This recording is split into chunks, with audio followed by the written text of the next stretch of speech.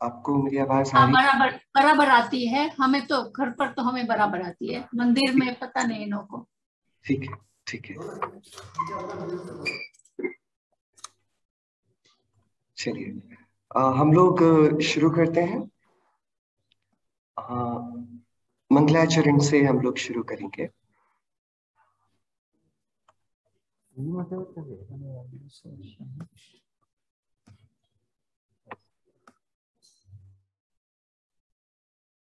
नमो अर्हन्ताणं, नमो सिद्धाणं, नमो आयरीयाणं, नमो उवझायाणं, नमो लोय सव्यसाहूणम्।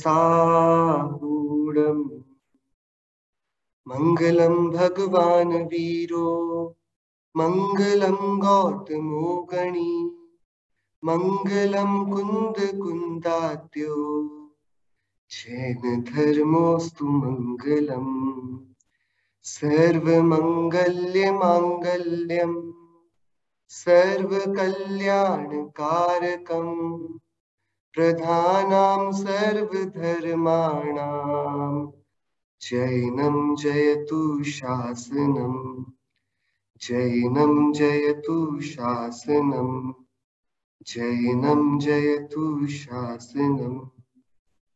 मोक्षमार्गस्य नेतारम्, भेत्तारं कर्म भूभृतां, ज्ञातारं विश्वतत्त्वानां, वन्दे तद्गुणलब्धये, वन्दे तद्गुणलब्धये, वन्दे तद्गुणलब्धये। मोक्ष मार्ग के नेता, कर्म रूपी पर्वतों को नष्ट करने वाले तथा विश्व के समस्त तत्वों को जानने वाले आपको उनके गुणों की प्राप्ति के हेतु मैं प्रणाम करता हूँ, प्रणाम करता हूँ, प्रणाम करता हूँ। अनादि निधन पर, त्रैकालिक पर, श्री दशलक्षण महापर और इन सभी के आयोजन के लिए, इन सब में अपनी ही हम सभी चर्चा करने के लिए एकत्रित हुए हैं। यूं तो ये वर्ष में 3 बार आते हैं, लेकिन वैशिष्ट्य के लिए हम एक बार बहुत बहुत ही आत्मीय भावनाओं के साथ पूरी निवृत्ति लेकर इन 10 धर्मों में आत्मा की आराधना करने के लिए एकत्रित होते हैं। मेरा आप सभी से प्रश्न है कि 365 365 डेज हमारे एक ईयर में हम लोग मानते हैं, और उसमें आउट ऑफ 365 डेज हम 10 दिन धर्म की आराधना करने को तैयार होते हैं। तो क्या कुछ विशेषता है, क्या कुछ स्पेशलिटी है इन 10 डेज के बारे में, जो इन 10 दिनों के लिए समूचा विश्व, जितनी दुनिया हम जानते हैं, जितनी दुनिया हमको भी पता है, इसमें जहां जहां भी भगवान महावीर को मानने वाले जैनी साधर्मी भाई हैं, हम सभी भी ऑल सेलिब्रेट, हम इन 10 धर्मों को सभी मिलकर बनाते हैं। तो ऐसा क्या जादू है इन 10 दिनों में कि हर कोई इन 10 दिनों में धर्म के लिए मना नहीं करता? आप किसी से बोलेंगे चलिए थोड़ा मंदिर में चलकर दर्शन करते हैं, पूजन करते हैं, थोड़ा तत्व चर्चा स्वाध्याय करते हैं, सब लोग बहुत जल्दी तैयार हो जाते हैं। इन 10 दिनों में प्रायः लोगों के इतने कोमल परिणाम होते हैं कि सब धर्म के लिए तुरंत ही, इसमें बिना आनाकानी किए, तैयार हो जाते हैं। तो क्या इन 10 दिनों की कोई विशेषता है? क्या कुछ स्पेशलिटी है? क्या इन 10 दिनों में धर्म की आराधना करने से कुछ हमें विशिष्ट फल मिलता है? क्या आत्मा के परिणाम और कर्म का जो संबंध है निमित्त नैमित्तिक, कि मैं यदि परिणाम करता हूं तो कर्म आकर्षित होकर मेरे से बंधते हैं और फिर वे मुझे अपना फल देते हैं, तो क्या इन 10 दिनों में कोई विशेष बात बनती है जो कि हम सभी धर्म के लिए इतनी धूमधाम से, और बाकी 355 डेज हम शायद इतना ख्याल नहीं रख पाते हो सामान्यतया। बाकी तो हम सभी जैनी भाई हैं, भगवान महावीर हमारे आदर्श हैं, और हमने उनके ही पथ पर चलने की ठानी है। ये तो सामान्य हम सभी का प्रण निश्चय रहा ही करता है। लेकिन आई वॉन्ट टू नो, क्या 10 दिनों में कुछ स्पेशल बात है जो कि हम सभी इन विशिष्ट तिथियों में इन विशिष्ट डेट्स पर जो हम पंचमी आज मनाते हैं। इस बार थोड़ा विशेष है, 9 दिनों के दशलक्षण पर्व थे तो हमने एक दिन पहले स्टार्ट किया, चतुर्थी से ही। सो क्या विशेष है? तो जब ये वाला प्रश्न उठाया गया कि क्या for these 10 days there are any specific rules जो एक यूनिवर्स हमारे लिए अमेंड कर देता, क्या कुछ ऐसा है? तब एक पंडित रायमल जी का चर्चा संग्रह नाम का ग्रंथ है, तो उस पर उन्होंने खुद ही प्रश्न उठाया कि ये अष्टानी का महापर्व, ये दशलक्षण महापर्व, ये अष्टमी चतुर्दशी, ये तिथि के दिन, इन दिनों जिनागम में विशेष रीति से हम सभी को सदाचरण करने का, आर्याचरण करने का उपदेश दिया जाता है। तो what is it that is special about these days? इन दिनों के बारे में विशेषता क्या है? तो वहां पर बहुत सुंदर एक बात पंडित जी साहब ने कही। उन्होंने बोला जैसे कि आम के वृक्ष की बहुत सेवा की जाए। कब? शीत ऋतु में। हम विंटर्स में जो मैंगो ट्री है, आम का पेड़ है, उस पर बहुत पानी दें, उसकी बहुत सेवा करें, तब तो वह आम का वृक्ष हमको आम का फल दे देगा ना। हम कितनी भी उसकी सेवा करें, क्या आम का मैंगो ट्री जो उसका सीजन है वो तो समर्स का है, जब आम का फल आता है वो जो ऋतु होती है वो तो ग्रीष्म ऋतु होती है, वो समर्स में आता है। और यदि हम उसमें बहुत प्रयत्न से, बहुत सेवा से, यदि हम उसे उसकी सीजन को छोड़कर दूसरे सीजन में उसकी सेवा करेंगे, तो क्या वो फल देगा? कि वो वृक्ष तो फला फूला बना रहेगा, वृक्ष तो अपना बराबर, जैसा वो पेड़ है वो उतना ही सूखेगा नहीं, खराब नहीं होगा, लेकिन एक ऋतु जो उसकी आएगी उसमें उसके फलने की बात अलग होती है, उसमें उसकी शोभा अलग होती है, और जो उस वृक्ष का सामान्य ऋतु के बाहर का परिणमन है वो अलग होता है। तो इन 10 दिनों में, अथवा अष्टानिका के 8 दिनों में, अथवा अष्टमी चतुर्दशी, इन तिथियों में हम सभी धर्म में विशेष संकल्प पूर्वक जुड़ते हैं। इसका ये कारण है कि प्रकृति का ऐसा कुछ सहज ही बनाव है, जैसे अपनी अपनी ऋतु में अपने अपने पेड़ों में अपने अपने फूल और फल अपने आप लगते जाते हैं, जैसे अपनी अपनी ऋतु में प्रकृति में अलग अलग परिवर्तन अपने आप होता है, ऐसे ही ये ऋतुएं धर्म की मानी जाती है। ये 10 days ये धर्म के विशिष्ट दिन है। मतलब इन दिनों यदि हम धर्म में उपयोग लगाएं तो अपने आप उपयोग बहुत अच्छे से लगता है, और यदि हम इन दिनों पाप में प्रवृत्ति करें तो पाप में प्रवृत्ति भी संभवतः उतनी ही अधिक की जा सकती है। इट्स अ टू वे, दोनों तरीके से बात चलेगी। हम जितना धर्म में आगे बढ़ सकते हैं उतना ही पाप में नीचे भी जा सकते हैं। तो इन 10 दिनों में ये कोई विशेष महात्म्य है कि हम सभी जितना अच्छी भावनाओं से अपने जीवन को विशुद्ध करेंगे, हम उतनी ही सरलता से, उतनी ही आसानी से अपनी भावनाओं को सफल कर पाएंगे, क्योंकि इन 10 दिनों में हमारी विशुद्धि ऑटोमेटिकली, ये एक सीजन है। ऐसा नहीं है कि इस दिन हम थोड़ा भी धर्म करेंगे तो फल बहुत होगा, इस दिन हम थोड़ा भी करेंगे तो विशुद्धि बहुत अधिक होगी, और विशुद्धि से तत्संबंधी कर्मादि का जो आश्रव बंध संवर निर्जरा जो कुछ भी है उसमें विशेषता आती है। सो इसलिए इन 10 दिनों को धर्म की ऋतु भी कहा जाता है। इन 10 दिनों में हम जैसी भावनाओं को पोसते हैं, हम जैसी भावनाओं से अपने आप को सींचते हैं, इस आत्मा में वैसे ही फल लगते हैं।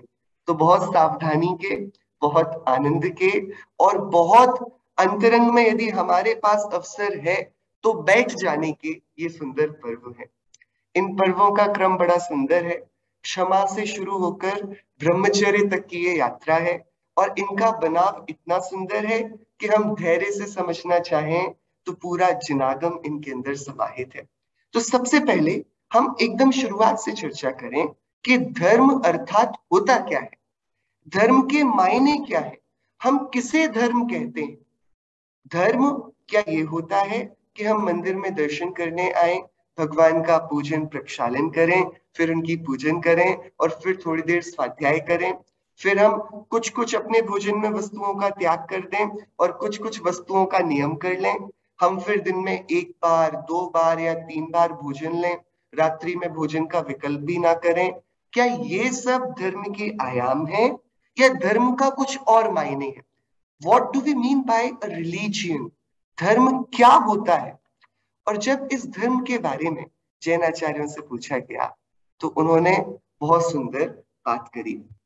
देखिए, हम सभी धर्म की परिभाषाएं, स्वामी कार्तिकेय मुनिराज, उन्होंने एक कार्तिकेय अनुप्रेक्षा ग्रंथ लिखा। उस ग्रंथ की 476 नंबर की गाथा है धर्मानुप्रेक्षा की, धर्म भावना की। उस पर कार्तिकेय स्वामी क्या कहते हैं, हम एक बार उसे पढ़ते हैं। धम्मो वत्थु सहावो खमादि भावो ये दस विहो धम्मो रयणत्तयं च धम्मो जीवाणं रक्षणं धम्मो धर्म वस्तु स्वभाव दशविध क्षमा आदिक भावमय रत्नत्रय भी धर्म अरु प्राणी दया भी धर्म है। तो स्वामी कार्तिकेय से जब पूछा गया धर्म किसे कहते हैं, तो उन्होंने बहुत जितने भी धर्म के प्रकार जीवन में संभवित हो सकते हैं ना, उन सब का संकलन संग्रहण किया और हमें ये परिभाषा उठाकर दी। उन्होंने बोला, सर्वप्रथम तो धम्मो वत्थु सहावो, ये जो वस्तु का स्वभाव है ना, ये धर्म है। कितनी सरल ये बात है। यदि आपको थोड़ा ठंड ज्यादा लग रही हो तो बहुत अच्छा होगा कि आप किसी ऐसी वस्तु को अपने पास रख लें जिसका धर्म उष्णता देना हो। थोड़ी हीटिंग मिलेगी आपको तो आपको ठंड कम लगेगी ना।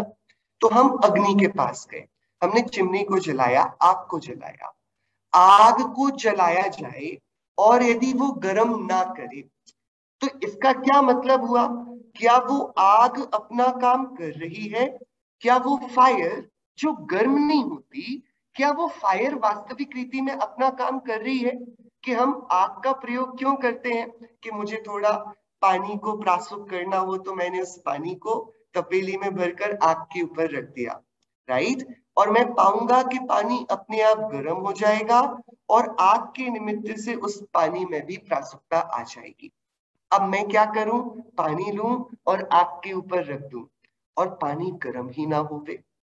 तो इसका क्या अर्थ है कि या तो जिस वस्तु के ऊपर मैंने पानी को रखा है वो आग नहीं है, क्योंकि यदि आग वो होती तो उसका धर्म तो उष्णता था। तो आग ने जिसको धारण किया है, जिसके कारण हम आग का परिचय प्राप्त करते हैं, वो आग का स्वभाव, आग का धर्म है। ऐसे ही ये चैतन्य वस्तु, ये मैं आत्मा, मेरा जो स्वभाव होगा, मेरा जो जानने देखने का स्वभाव है, यही मेरा धर्म है। सो जो जो जिस जिस वस्तु का स्वभाव, वो उस वस्तु का धर्म। तो धर्म मतलब जिसे धारण किया जाए। तो जैसे जीव का स्वभाव दर्शन ज्ञान स्वरूप चैतन्य था, सो इसका वही धर्म है। सो सबसे पहली धर्म की डेफिनेशन हुई धम्मो वत्थु सहावो। मतलब हम थोड़ा विचार करें, धर्म की परिभाषाएं कितने प्रकार से दी जा सकती थी। जो इन भगवान को मानते हैं वो जैन धर्म के अनुयायी हो जाएंगे, जो इन भगवान को मानते हैं वे किसी दूसरे धर्म को मानने वाले बन जाएंगे। ऐसे धर्म बहुत सारे प्रकार के होते हैं। क्या हम धर्म को ऐसी परिभाषा नहीं दे सकते थे कि जो आदिनाथ भगवान, जो महावीर भगवान को मानने वाले हो वे जैन धर्म वाले हैं, जो किन्हीं दूसरे भगवान को मानने वाले हो वे अन्य धर्म वाले हैं? कि जैनाचार्यों ने इस परिभाषा को मान्यता ही नहीं दी। धर्म की जो परिभाषा उन्होंने दी वो बड़ी सेक्युलर है, वो अपने आप में बहुत गजब की है। और इस कारण ये परिभाषा धर्म को मनुष्यों तक सीमित नहीं रखती, वो धर्म को प्राकृतिक बना देती है। धर्म पूरा नेचुरल बन जाता है। क्या? कि इस जगत में 6 द्रव्य, कितने द्रव्य हैं? 6 द्रव्य। इस जगत में बहुत सारी वस्तुएं हैं जो मात्र जीव के जितनी नहीं, जीव के बाहर भी बहुत सारी वस्तुएं पाई जाती हैं। वो सारी वस्तुओं का अपना अपना स्वतंत्र स्वभाव है। जगत की जो सुंदरता है वो यही है कि जगत की सारी वस्तुएं अपना अपना काम करती रहती हैं। सो वस्तु का स्वभाव वही धर्म कहलाता है। मतलब जिसका जो काम है, यदि वह अपने काम को करता जाए तो वह धार्मिक है। यदि वह अपने काम को छोड़कर किसी दूसरे काम को करने बैठता है तो वह जीव अधार्मिक हो जाता है, वह धर्म की परिधि से बाहर चला जाता है। ये पहली परिभाषा हुई। दूसरी परिभाषा में आचार्य देव कहते हैं, खमादि भावो ये 10 विरोधम, कि 10 प्रकार के दो उत्तम क्षमादिक भाव हैं, ये भी धर्म है। 10 प्रकार के उत्तम क्षमादि भाव जिनको मनाने के लिए हम सभी बहुत अच्छी पवित्र भावनाओं के साथ एकत्रित हुए हैं, ये 10 प्रकार के भाव भी धर्म है। इनको भी धर्म कहा जाता है। क्यों? अभी तो सामान्य सारे द्रव्यों की बात करें, अब विशेष हो गया। जिनको मैं धारण करूंगा वे मेरे धर्म बनेंगे ना, जो मेरे स्वभाव होंगे वो मेरे धर्म बनेंगे ना।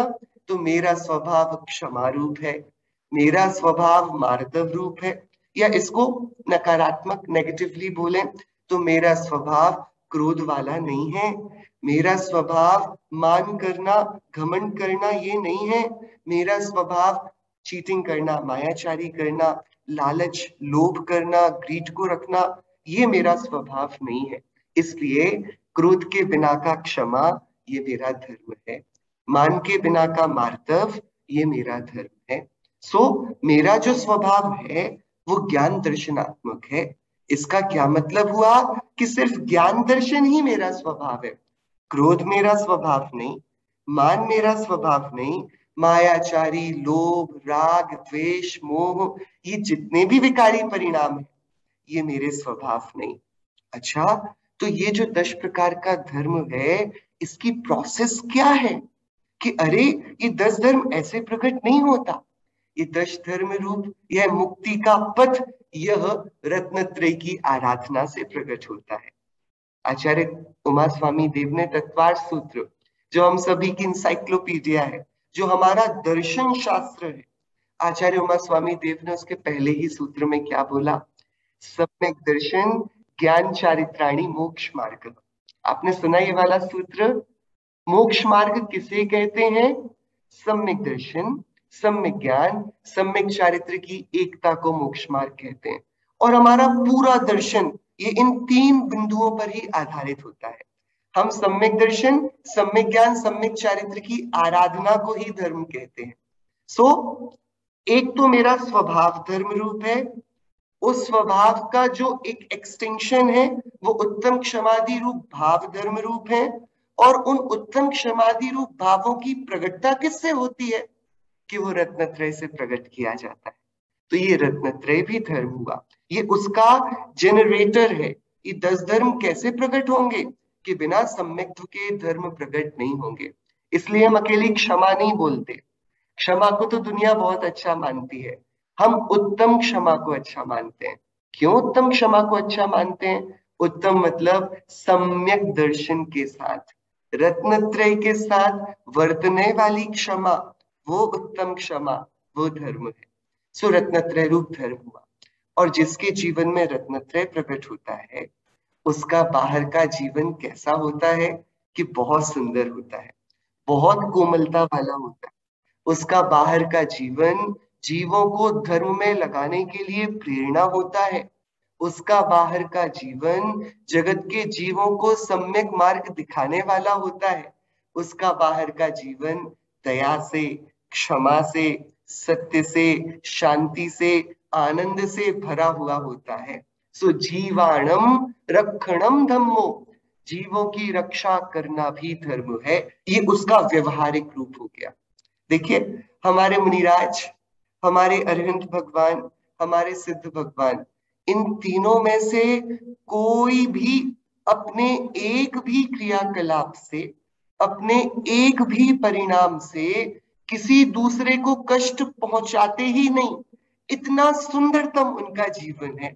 आप बताइए, सिद्ध भगवान से क्या किसी की हिंसा संभवित है? हम थोड़ा विचार करें, क्या सिद्ध भगवान किसी जीव का घात कर सकते हैं? कि अरे वो कैसे घात करेंगे, आत्मा तो अमूर्तिक है। और सिद्ध भगवान ने इस आत्मा के साथ जो संयोग के रूप में शरीर था, उस शरीर का भी त्याग कर दिया। अशरीरी होते हैं ना सिद्ध भगवान, उनकी कोई बॉडी नहीं होती। वो लोकाग्र में बिना शरीर के अपने अंतिम शरीर से, जो उनकी लास्ट बॉडी थी, उससे किंचित न्यून, थोड़ा सा कम प्रमाण आत्म प्रदेशों के विस्तार में पुरुषाकार रूप सिद्धिशिला में ऊपर तनुवात वलय के अंत में विराजमान है समश्रेणी में। जब उन सिद्ध भगवान के शरीर ही नहीं है तो फिर हिंसा का क्या काम होगा? चलो ठीक है, उनके शरीर नहीं है, इसलिए उनसे अब ना तो चलना बनेगा, ना उनको बोलना होगा, ना उनको कुछ राग द्वेष के विकल्प मन में करने होंगे। उनके अब ना मन से हिंसा होगी, ना वचन से होगी, ना काया से होगी। पर ये तो बताइए, अरिहंत भगवान भी अहिंसक हैं क्या? अरिहंत भगवान से हिंसा नहीं होती होगी, उनके तो शरीर है ना, उनके शरीर से जीवों को बाधा तो होती होगी, उनकी भी दिव्य ध्वनि खिड़ती है, उनके वचनों में भी जीवों का कुछ तो घात होता होगा, उनके भी अभी द्रव्य मन तो बना हुआ है ना, उनके भी क्या मन से हिंसा नहीं होती? कि अरे वे अरिहंत भगवान, उन्होंने हिंसा की जो प्रवृत्ति के कारण थे, जो अंदर मशीन लगी हुई थी हिंसा को कराने वाली, वो राग द्वेष की मशीन, वो मोह की मशीन, वो चार घातिया कर्मों की मशीन जो इंस्टॉल्ड थी, उन्होंने उसको अनस्टॉल कर दिया। उन्होंने चार घातिया कर्मों का नाश कर दिया।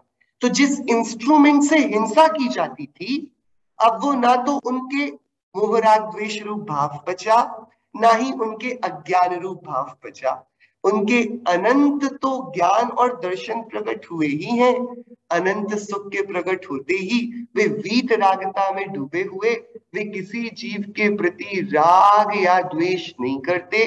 इस कारण शरीर के होते हुए भी उनके द्वारा किसी की हिंसा नहीं होती। सो वे अरिहंत भगवान के भी हिंसा नहीं है। तो क्या जैन मुनिराजों की तो हिंसा होती होगी, किसी जीव की विराधना करते होंगे? कि नहीं, जैन मुनिराज वे कभी प्रमाद में विचरण नहीं करते, वे हमेशा जागृत रहते हैं। अरे जब वे जागते रहते हैं तब की बात तो जाने दीजिए। आपको पता मुनिराज के सोने का क्या विधान है? क्या भूमा ही पिछली रयनी में कछु शयन एकासन करन। रात्रि के अंतिम प्रहर में, बहुत रात बीत जाने के बाद, थोड़े समय के लिए वे जिस भूमि पर लेटते हैं, उसको जब सूर्यास्त होने वाला था, क्योंकि मुनिराज अपने साथ टॉर्च, कोई लाइट तो कैरी करते नहीं है, और जंगलों में वो रहते हैं, तो सूर्य यदि चला जाए तो फिर जंगल में क्या दिखाई देगा? चंद्रमा जिस दिन हो उस दिन थोड़ा प्रकाश है, नहीं तो जंगल में तो घना अंधेरा होता है।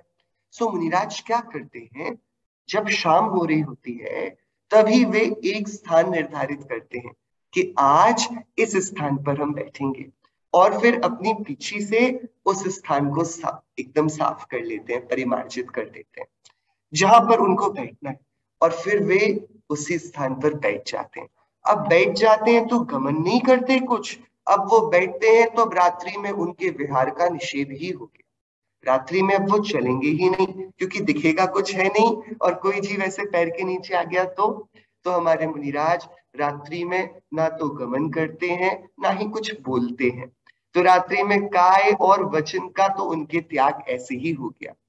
फिर अब जब रात्रि बीती और जब लगा कि अब निद्रा का समय है, तब मुनिराज अपनी पीछे से जिस स्थान पर लेटना हो उसे पहले ही जो परिमार्जित कर चुके हैं, अब वापस उसे परिमार्जित करते हैं।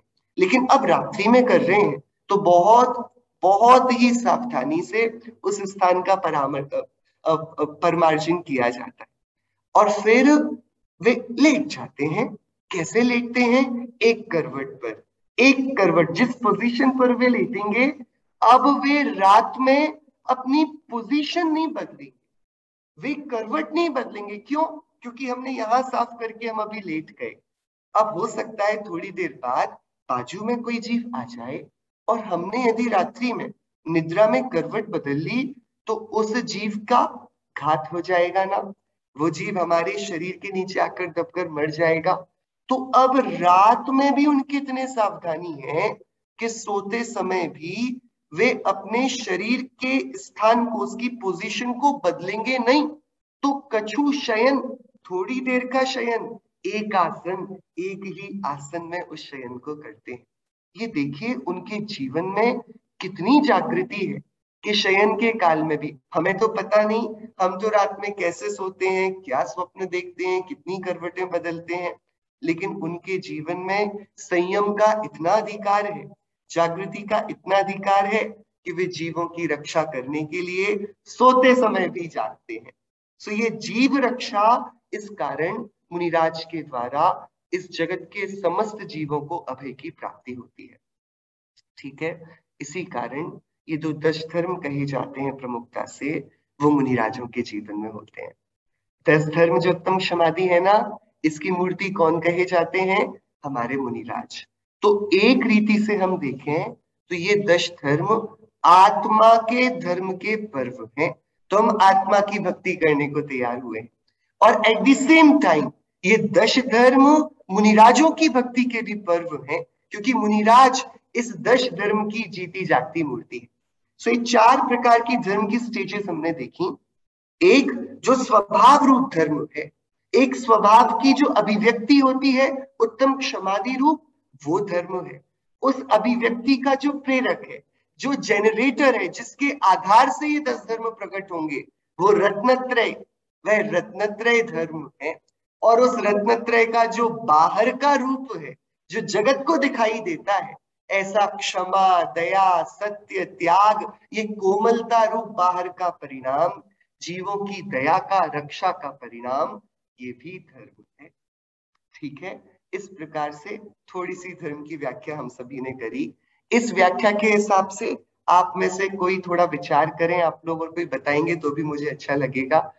क्या हम इनमें से यदि अपने आप को धार्मिक कहते हैं, आर वी रिलीजियस, क्या हम धार्मिक हैं? हम सभी मंदिर में बैठे हैं तो धार्मिक तो हैं। तो हम इन 4 परिभाषाओं में से कौन सी परिभाषा वाले धार्मिक हैं? हम किस परिभाषा में फिट बैठते हैं? हम कौन से धर्म को करते हैं इसलिए हम धार्मिक हैं? आप में से कोई बताएगा? हम धम्मो वत्थु सहावो, वस्तु के स्वभाव वाले धर्म के रूप में धार्मिक हैं, या हम उत्तम क्षमादि भावों को करते हैं इसलिए धार्मिक हैं, या हम रत्नत्रय स्वरूप हैं, रत्नत्रय के स्वामी हैं इसलिए धार्मिक हैं, या हम जीवों की रक्षा करते हैं इसलिए धार्मिक हैं? बताइए। हम जो अभी मंदिर में बैठे हैं ना, आप भी मंदिर में बैठे हो, मैं भी मंदिर में बैठा हूं, बताइए, तो हम सभी मंदिर में बैठने से धार्मिक बनने के लिए क्वालिफाइड हैं कि नहीं? आर वी रिलीजियस और not, based on these 4 factors? ये जो 4 पैरामीटर हमको दिए मुनि कार्तिकेय स्वामी ने, इन 4 में से हम कहाँ सेट होते हैं? बताइए। कि हम नीचे से स्टार्ट करते हैं। जीवों की रक्षा करना धर्म है, ठीक है। और आज का प्रसंग भी उत्तम क्षमा का है, राइट? उत्तम क्षमा का प्रसंग है ना, तो आप में से कोई हिंसा करता है क्या जीवों की? बताइए। देखिए, इतना तो डेफिनेट है कि हम किसी जीव को पकड़कर नहीं मार सकते, हमारे सामने हमारी शक्ति ही नहीं है। आप कितने से बड़ा जैनी, कोई भी, और जो बिल्कुल धर्म से बहुत दूर, ठीक है, उसके पास भी जाएंगे ना, और उसके हाथ में आप एक चींटी देंगे और उससे बोलेंगे इसको मार के दिखाओ, क्या किसी जैनी में इतनी ताकत है? बताइए, आप में से किसके पास इतनी ताकत है? आपके हाथ में यदि किसी जीव को रखा जाए, और बड़े जीव की बात नहीं, छोटा सा जीव है, चींटी है, आप में से किसी की ताकत है उसको मारने की? बताइए, एनीबडी? कोई? यदि इसके लिए वॉलेंटियर किसी को कराया जाए तो आप में से कोई वॉलेंटियर करेगा? कि ये सिर्फ आपकी बात नहीं है, जिसने भी जैन कुल में जन्म लिया है ना, ये जैन धर्म का कोई महात्म्य है, ये हमारा कोई अहोभाग्य है कि हमारे ऐसे मलिन परिणाम होते ही नहीं। हम स्वरूप से ही, हम जन्म से ही इतने कोमल हैं कि हमारे हृदय में इतनी कोमलता है कि हम किसी दूसरे जीव को मारने को तो तैयार होते नहीं, बराबर? तो हम जीवों की रक्षा करने वाले तो हैं। है कि नहीं? अब आप बताइए। ठीक है, हमसे किसी की प्रगट में तो हिंसा नहीं होगी, तो क्या जीवों की रक्षा करने वाला धर्म हमारे पलता है? क्या हम जीवों की रक्षा करने वाले हैं या नहीं? बताइए, थोड़ा हम विचार करें। आप सब जीवों के रक्षक हैं कि नहीं? कि आपको पता है अभी जहां आप बैठे हो वहां पर वायु का संचरण होता है, हवा चलती है। वहां आपको जो इतनी लाइट दिख रही है ना, इलेक्ट्रिसिटी है, फैन है, एयर कंडीशनर्स हैं, ये सब है ना, ये सब है। आप जब स्वयं बोलते हो तब बहुत सारी भाषा वर्गणा, पुद्गल की वर्गणा, ये पुद्गल के स्कंधों का टकराव है। हम जब भी गमन करते हैं, हम बहुत सारे इस प्रकृति में चलते हुए सूक्ष्म और स्थूल जीवों के अपने एक एक परिणाम से घात करने वाले बन जाते हैं। हमारा जीवन, जब तक हमारे जीवन में रत्नत्रय नहीं आए, तब तक क्रूरता से भरा हुआ है। हम भले ही किसी जीव को मारने को तैयार नहीं हो, लेकिन हमने जीवों की रक्षा करने के लिए भी कुछ नहीं किया है। हम प्रगट में नहीं मारते, वो बात अलग है। लेकिन कोई आपसे बोले कि चलो आप थोड़ा थोड़ा शांति से बैठो, आज हम लोग थोड़ा पंखा और लाइट नहीं जलाएंगे, आज हम लोग बिना इलेक्ट्रिसिटी के प्रयोग के बैठेंगे, आप में से कितने लोग तैयार होंगे? और आपको पता है इलेक्ट्रिसिटी बनने की क्या कीमत होती है? अरे सूक्ष्म अग्निकाय जीव तो जाने दीजिए, जो इलेक्ट्रिसिटी हम जिसको बोलते हैं, जब उसकी प्रोसेस होती है ना, उसमें बड़े बड़े संघी पंचेंद्रिय जीव, जो वाटर से बनती है या फिर जो कोल से बनती है, अब धीरे धीरे फिल्टर होते जा रहे हैं एनर्जी के बनाने के तरीके भी, पर जो भी तरीका है उसको कंजर्व करने का, उसे बनाने का, उसकी प्रोसेस वो पूरी रक्त से भीगी हुई है, वो पूरी ब्लड से भीगी हुई प्रोसेस है। हम जिसके लिए रुकने को तैयार नहीं होते, हम क्या देखें आज? हम यदि देखते हैं जो खाना हमारी थाली पर आया है ना, जो फ्रूट्स आए हैं, जो वेजिटेबल्स आए हैं, कितने पेस्टिसाइड्स का यूज हुआ है, कितने प्रकार से उसको बनाया गया है, उसके बाद इतनी प्रोसेस होकर इतने केमिकल से छोटे छोटे सूक्ष्म और स्थूल जीवों को मारकर वो खाना हमारी थाली में आज आया है। हम क्या समझते हैं हिंसा और अहिंसा, और हम क्या समझते हैं हमारे जीवन में जीवों की कितनी रक्षा फलती है? तो अभी ऐसा लग सकता है कि हम किसी रीति से तो कोमल परिणाम वाले हैं, लेकिन हमारे हृदय में अभी भी क्षमा है नहीं। हमें यदि थोड़े भी मच्छर काटेंगे, थोड़े भी मॉस्किटोज की बाइटिंग होगी, हमें थोड़ा भी लगेगा कि बहुत सारे यहाँ पर कीड़े हो गए हैं, शायद हम ज्यादा ना सोचें और पेस्ट कंट्रोल के लिए लोगों को बुला लें, हम मॉस्किटो रिपेलेंट्स का यूज करने को तुरंत तैयार हो जाएं। आपको पता, वो मच्छर, वो जो जीव छोटे छोटे हमारे घरों में हो जाते हैं कभी जब हम ज्यादा सफाई नहीं रखते, कभी कभी ये कितने इंद्रिय जीव होते हैं?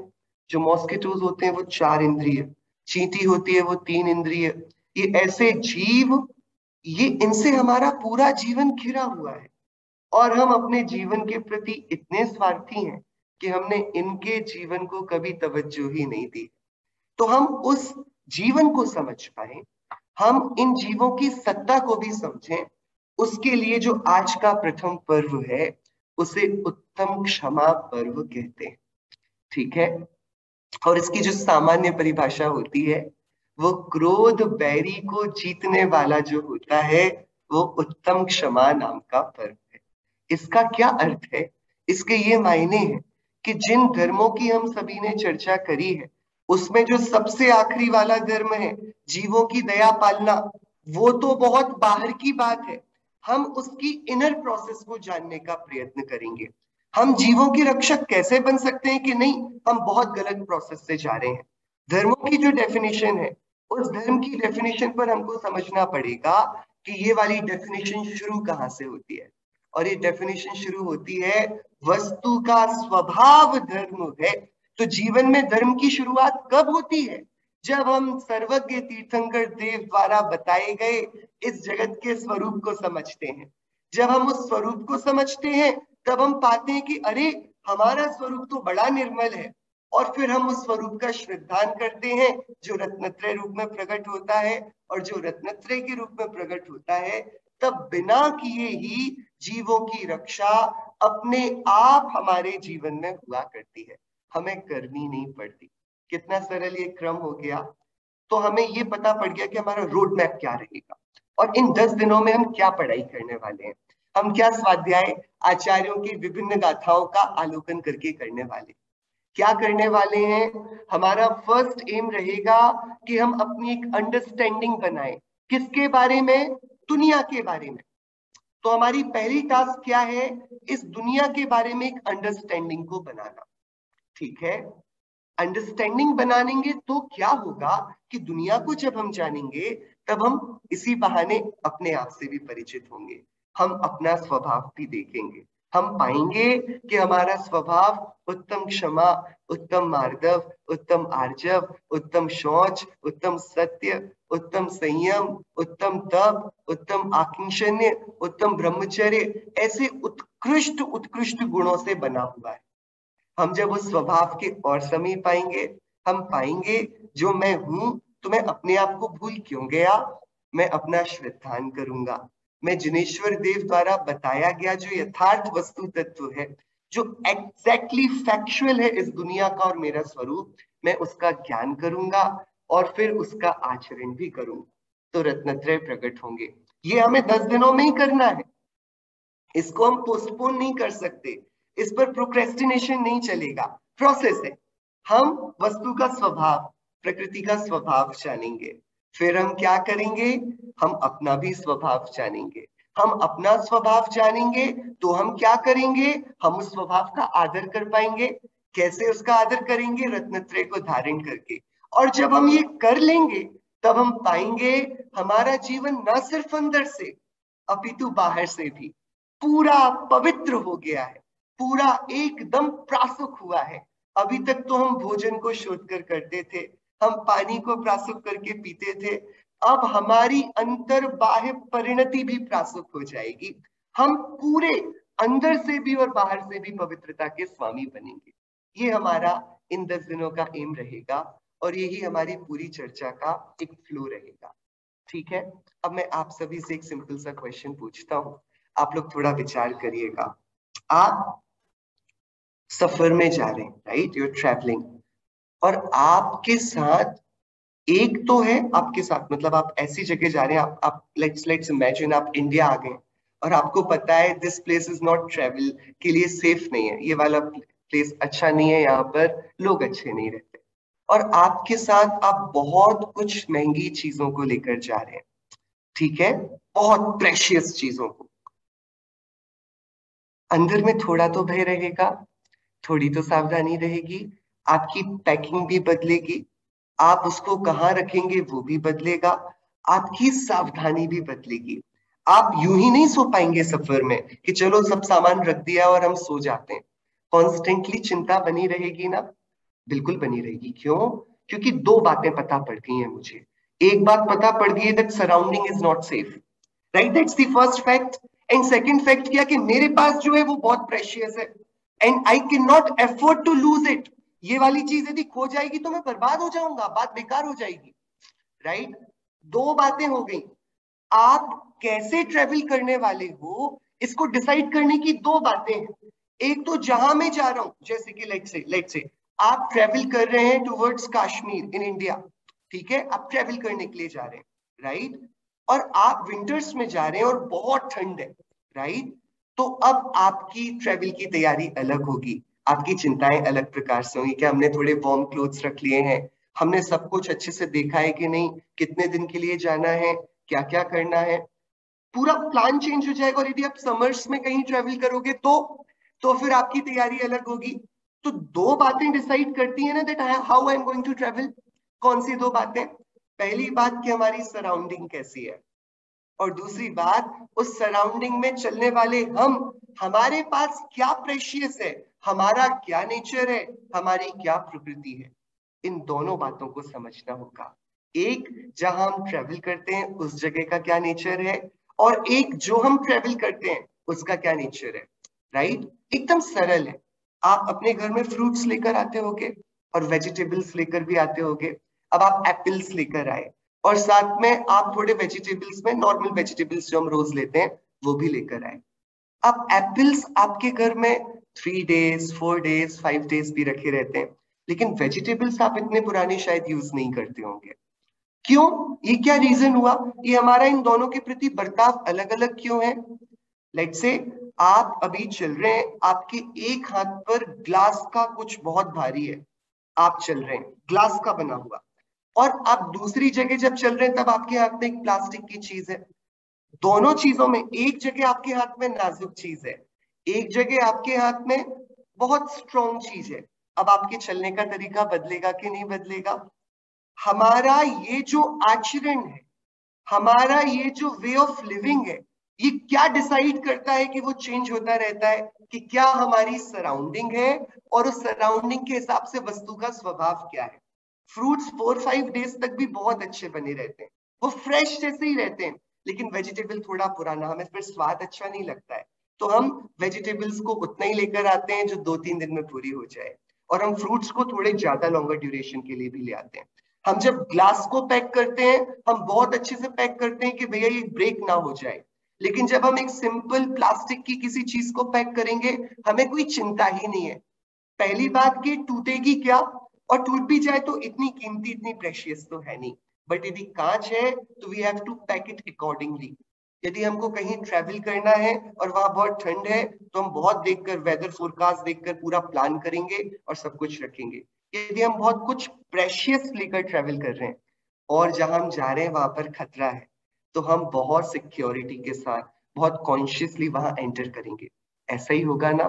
मतलब सिंपल से यदि हम इसको रखें, तो यदि हमको जीवन को सही रीति से जीना है तो दो बातों का ज्ञान जरूरी है। एक, हम कहाँ ट्रेवल कर रहे हैं, और एक, जो हम ट्रेवल कर रहे हैं हमारे पास क्या क्या है, जो है वो प्रेशियस है, या फिर जहां हम जा रहे हैं वहां के लिए पर्याप्त है कि नहीं। वहां पर ऐसा तो नहीं कि वहां बहुत ठंड है और हम वार्म क्लोथ्स लेकर ही नहीं गए, हम वहां पर पागल हो जाएंगे, हम बहुत परेशान हो जाएंगे। कहीं ऐसा तो नहीं कि वहां बहुत खतरा और हम बिना सिक्योरिटी के चले गए अपनी प्रेशियस चीज को लेकर, हम बहुत परेशान हो जाएंगे। ऐसा ही जैनाचार्यों का मानना है कि जब भी हम संसार के स्वरूप में अपने हित का विचार करें, जब हम अपने कल्याण के लिए विचार करने के लिए बैठे, हम ये दो बातें बहुत अच्छे से समझ लें। संसार का क्या स्वरूप है और हमारा क्या स्वरूप है। What is that one precious thing that we hold, और क्या संसार में उसके लुटेरे भी हैं? क्या कोई ऐसा है जो उस चीज को हमसे चुरा सकता है? ऐसा क्या है जो मैं चला जाऊंगा संसार में उसकी तैयारी के बिना तो मैं पागल हो जाऊंगा, परेशान हो जाऊंगा? और क्या कुछ ऐसा भी है यदि मैं उसकी तैयारी कर लूं तो संसार में फिर भीषण कितनी भी यातनाएं आए, कितनी भी परेशानी आए, मुझे कोई प्रॉब्लम नहीं होगी? ये वाली बात अब हमको समझनी होगी। ठीक है, जैसे हम एक उदाहरण के लिए देखें, सुकुमाल मुनिराज है। सुकुमाल मुनिराज कौन? एक सुकुमाल कुमार हुए ना, राजा नहीं थे, सेठ थे, लेकिन ऐसे नगर सेठ कि जिसके सामने राजा को भी थोड़ा कॉम्प्लेक्स आए, राजा भी थोड़ा कॉन्शियस हो जाए कि कोई सेठ ऐसा कभी ही किसी ने सुना होगा जिसके पास राजा से ज्यादा संपत्ति है, वो रिचर देन दी किंग है, वो सेठ, वो सुकुमाल सेठ। और नाम भी उसका सुकुमाल क्यों? बिकॉज वो इतने कोमल है, इतने कुमार है कि उनसे यदि आप उनके सामने दीपक से प्रकाश करेंगे ना, तो उनकी आईज उसको झेल नहीं पाएंगे, उसमें से फिर आंसू निकलने लगेंगे, टीयर्स फ्लो करने लगेंगे। तो उनसे दीपक को भी नहीं देखा जाता, सूर्य तो जाने दीजिए। तो वो हमेशा रत्नों के प्रकाश में रहते हैं। जो रत्नों की ज्योति होती है ना, वो बड़ी शांत होती है। जैसे सूर्य को देख पाना पॉसिबल नहीं होता, लेकिन हम चंद्रमा को देखते रहे हमें कोई प्रॉब्लम नहीं होती। तो सूर्य भी प्रकाश देता है, लेकिन उसका आतप है, और चंद्रमा भी प्रकाश देता है पर उसका उद्योत है, उसकी रोशनी शीतल है। तो दीपक की रोशनी थोड़ी तेज होती है और रत्नों की रोशनी बहुत शांत शीतल होती है। तो जो हमेशा रत्नों के प्रकाश में रहा, और उनको जब चावल वगैरह भोजन करना होता था ना, तो क्या किया जाता था, चावल को पहले कमल के पत्तों में भिगोया जाता था, जिससे वो और अच्छे से नरम और सुगंधित होते थे, तब वो खाते थे। और ऐसे खा लें तो फिर उनको दिक्कत हो जाती थी, चबाने में दिक्कत हो जाती थी। मतलब आप समझ रहे हैं कहने का ये मतलब कि वो व्यक्ति इतना कोमल है कि वो नंगे पैर चले तो पैरों से खून निकलने लगे, वो कुछ बिना शोधा हुआ भोजन में ले ले तो वो नहीं भोजन कर पाए, दीपक की रोशनी को देख नहीं पाए, मखमली यदि किसी वस्तु पर भी वो बैठा और यदि नीचे समतल ना हो तो उनको चुभने लगे। इतना कोमल कोई जीव, और अचानक से एक बीती रात्रि के प्रहर उसे पता पड़े कि पीछे से कोई जंगल से आवाज आती है, और वह समझे और उसे पता पड़े कि अरे ये तो कोई वीतरागी दिगंबर महामुनिराज हैं, और मेरा इतना प्रबंध किया गया है सो इसलिए किया गया कि मैं यदि मुनिराज को देख लूंगा तो भविष्यवाणी ये हुई थी कि जब ये मुनिराज को देख लेगा तब ये घर छोड़कर चला जाएगा, और मम्मी को इतनी प्रीति है, मम्मी को इतना प्रेम है कि नहीं, ये मेरा बच्चा मुझसे दूर नहीं जा सकता, तो उन्होंने मुनिराजों को आने ही नहीं दिया आसपास। तो उनको पता पड़ा, तो वे रातों रात महल की ही बालकनी से, जैसे कोई चोर घर में घुसता है ना, ऐसे चोरी से वे घर से बाहर निकले। और घर से बाहर निकलते हुए अब क्या कुछ तैयारी के साथ तो निकले नहीं, और बाहर निकल कर चले तो अब तैयारी तो कुछ नहीं करी, जहां जाना है क्या होना है, तो चलते गए तो चलते गए तो पैर, नंगे पैर वो थे, पूरे छिलते गए और लहू लहान पूरा रास्ता हो गया। और जब पहुंचे तो सामने वीतरागी दिगंबर मुनिराज को देखते हैं, और मुनिराज को देखकर उनको कोई अपूर्व अनुभूति हुई। मुनिराज को नमस्कार किया, मुनिराज ध्यान से बाहर आए, उन्होंने अपने विशिष्ट ज्ञान से जाना और बताया, अरे तुम क्या कर रहे हो, तुम्हें पता है तुम्हारी आयु के 3 दिन शेष हैं। कितना दिन जीवन शेष है? 3 दिन का। 3 दिन में तुम्हारी मृत्यु आने वाली है। तुमने आत्म कल्याण के लिए जो किया जाना चाहिए वो कुछ किया कि नहीं? कि अरे प्रभु, मुझे तो जीवन बीत गया, आत्म कल्याण की कोई बात बताने वाला मिला ही नहीं, मुझे तो इन सब से बहुत दूर रखा गया।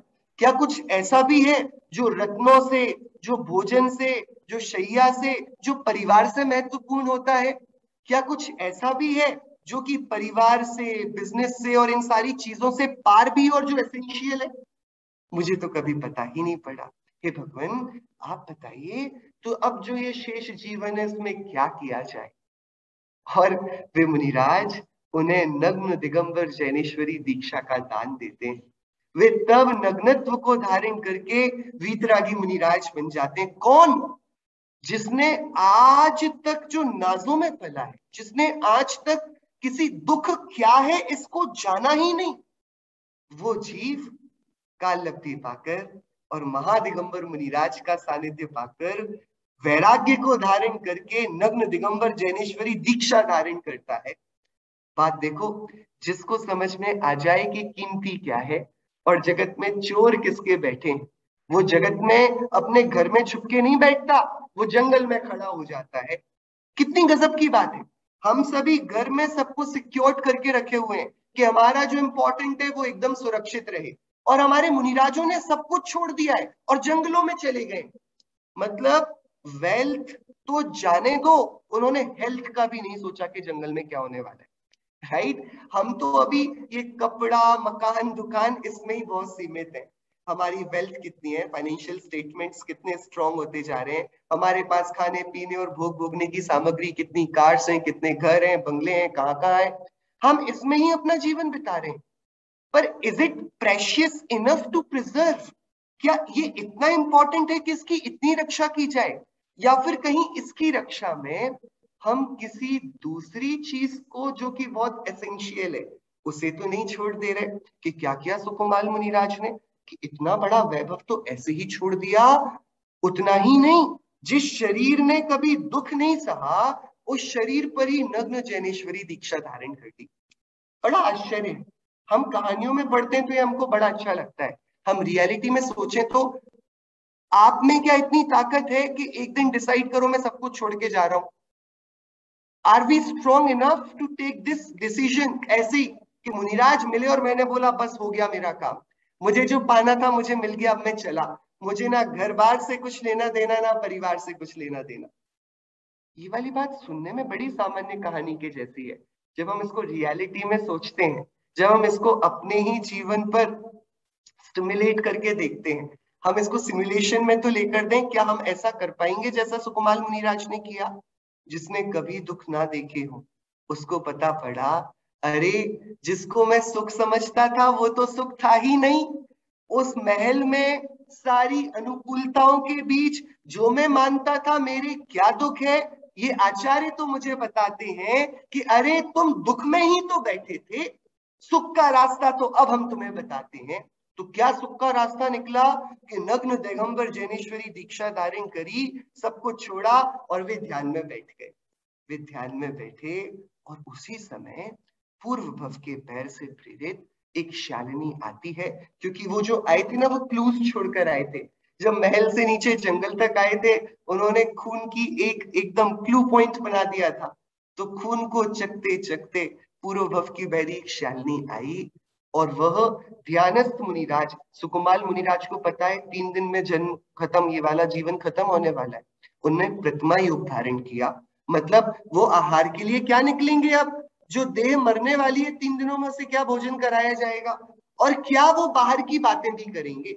वे तो एकदम ठूठ वृक्ष जैसे बने खड़े हो गए, जैसे अचल मेरु खड़ा है ना धुरी पर पृथ्वी की, वैसे ही वे मुनिराज खड़े हो गए।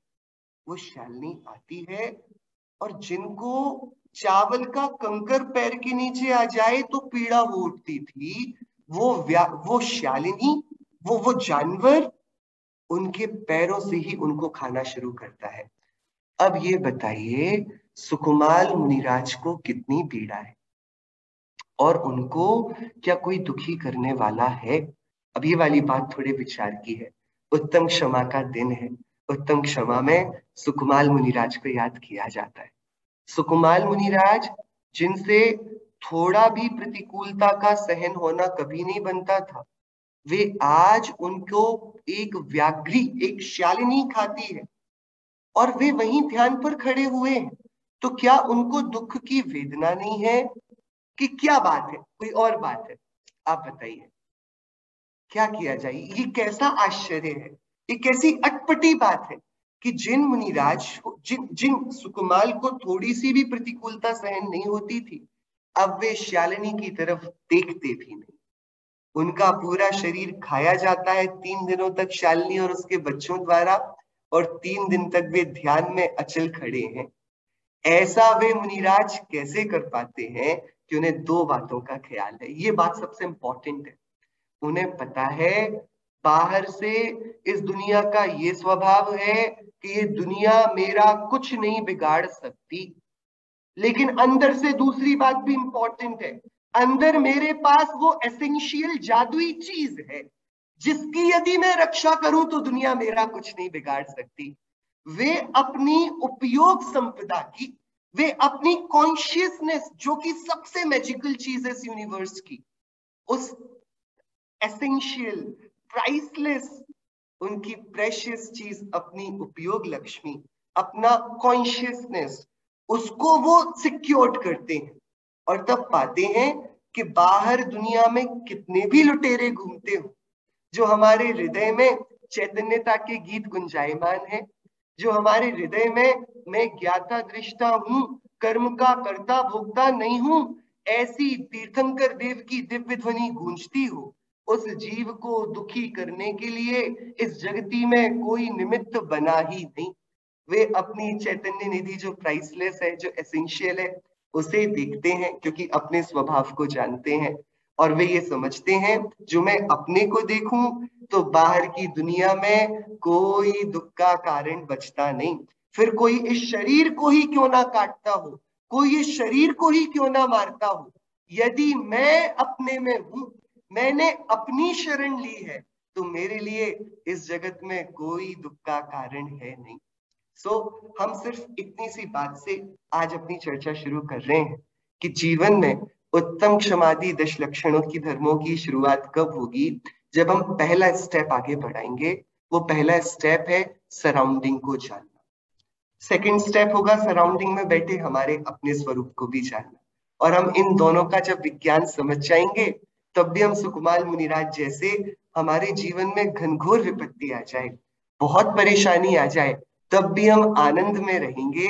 और देखिए सुकुमाल मुनिराज का 3 दिन बाद देह छूटता है और वे सर्वार्थ सिद्धि विमान पर जाकर स्थित होते हैं। वहां से अगले भाव में फिर मनुष्य बनेंगे, फिर बड़े होंगे, फिर दीक्षा लेंगे और आत्मा की प्रचुर साधना करके ऐसे ही और उपसर्गों को जीतकर वो मोक्ष प्राप्त कर लेंगे। ये उन्होंने कैसे किया? 3 दिन का पुरुषार्थ है, जीवन भर तो भोग किया, लेकिन आखिरी के 3 दिन उन्होंने जो अपनी सेवा करी, उसके कारण अब उनका सिर्फ एक भव शेष है। सर्वार सिद्धि के विमान पर अभी हैं और अभी आकर वे निर्वाण का प्रयत्न करेंगे। सो हम सभी बहुत सुंदर सिर्फ एक सूत्र के पाठ द्वारा अपनी बात को यहाँ पूरा करते हैं। वो सूत्र का पाठ है सद्द्रव्य लक्षणम। क्या सूत्र है? एकदम सरल है, सद्द्रव्य लक्षणम। और आपके लिए एक थॉट भी है, ऐसा क्या है इस दुनिया में जो नहीं है? Is there something that does not exist? क्या इस दुनिया में कुछ ऐसा है जिसकी सत्ता नहीं होती? क्योंकि यदि सत्ता के बारे में हम जानेंगे, हम वस्तु के स्वभाव को जानेंगे, तो हम 10 धर्मों को अच्छे से समझ पाएंगे। उत्तम क्षमा का आज पवित्र दिन है, हम ये वाली बात को समझें। जब तक हम अपने को नहीं जानेंगे और सराउंडिंग को नहीं जानेंगे, हम क्षमा किस पर करेंगे? जिस दूसरे पर हम क्षमा करते हैं, क्या वो क्षमा की अपेक्षा भी हमसे रखता है? और जिस पर क्षमा करी जानी चाहिए, ऐसी हमारी आत्मा, ये मैं, क्या हमें इसकी कुछ कद्र है? हम सभी के जीवन में उत्तम क्षमा धर्म फलीभूत हो, इसी मंगल भावना से हम जल्दी से जिनवाणी स्तुति करते हैं।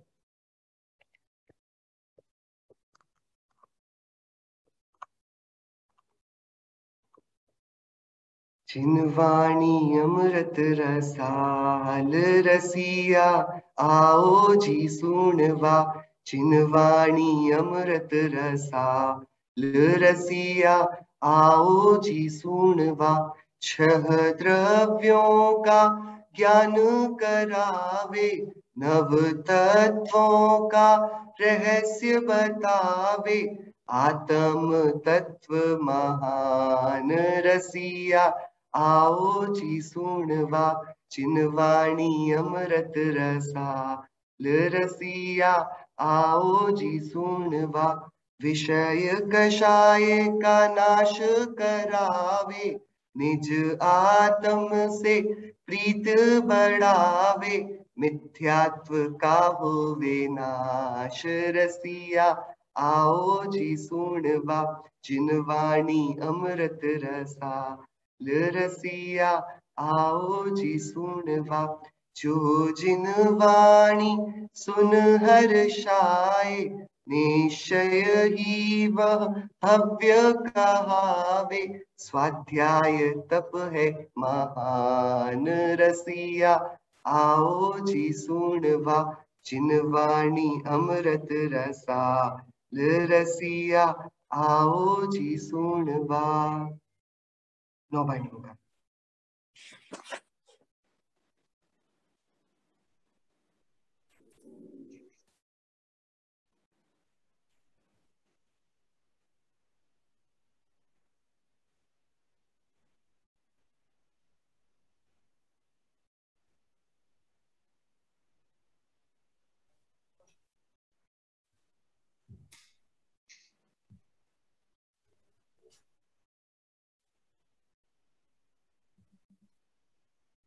अंतर्मुख मुद्रावन सर्वजनेन्द्र भगवंतों की जय हो। द्वादशी माता की जय हो। जय हो। भावलिंगी महामुनि राजों की जय हो। जय हो। जैन शासन की जय हो। जय हो। तीर्थंकर वर्धमान स्वामी की जय हो। जय हो। उत्तम क्षमा धर्म की जय हो। जय हो। दशदक्षिण धर्म महापर्व की जय हो। जय हो। जय हो।